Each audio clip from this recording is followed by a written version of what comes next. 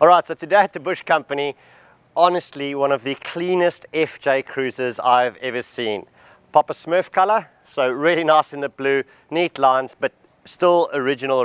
We've got the Toyota standard nudge bar on the front end there, standard stock suspension, but the customer's building this up to be a nice touring vehicle. Came with a Rhino Rack platform roof rack with some accessory LED spotlights facing on the sides, as well as on the rear of the roof rack as well. We had the privilege today of installing our Alpha rooftop tent to the top of this, and as well as attaching a customer's Rhino Rack batwing awning. Now, awning came in. Now, the great thing is we used our Alpha tent awning brackets. Now, these are the brackets over here.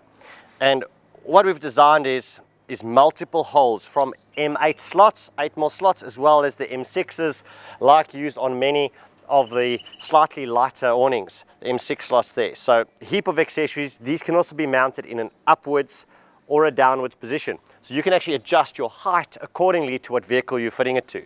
But come have a look at the back of the vehicle, I'll show you the insides.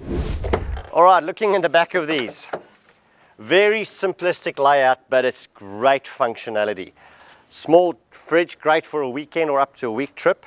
Now on the side over here, we've got a kick-ass slimline battery. It's an AGM battery in there, as well as an inverter for charging your laptop, cell phones, and a few extra accessories. A Adventure Kings distribution panel, just easy access to get onto your switches and a few of your power outlets. Now, a great set of drawers done by Drifter, and one of Drifter's major claims is his easy to use pull out table. Now, it's not just a table used in this position over there, but it can come out all the way, pop the legs down, and then you've actually got a freestanding table you can move around campsite. Great idea, works like an absolute treat on that.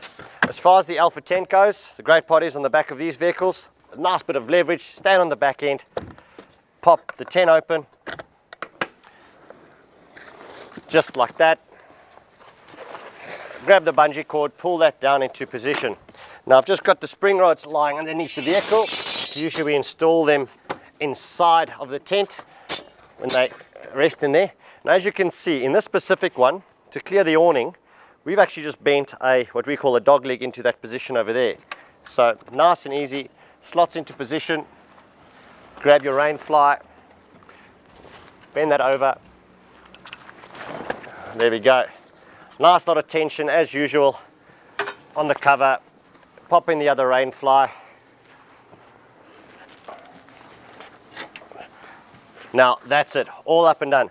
What we get asked a heap of time is, can you enter the tent on the other side, or can you have your awning fitted on the other side? This is set up because the door opens up to the left, a more American or European style design. So yes, this is a right-hand awning on the right-hand side of the vehicle, as well as our ladder mount we've attached onto the left-hand side, so you can have side entry or rear entry off the left. Guys, thanks for watching that video. For more information on our products, go to our website at thebushcompany.com. Don't forget to go bush, and I'll catch you later.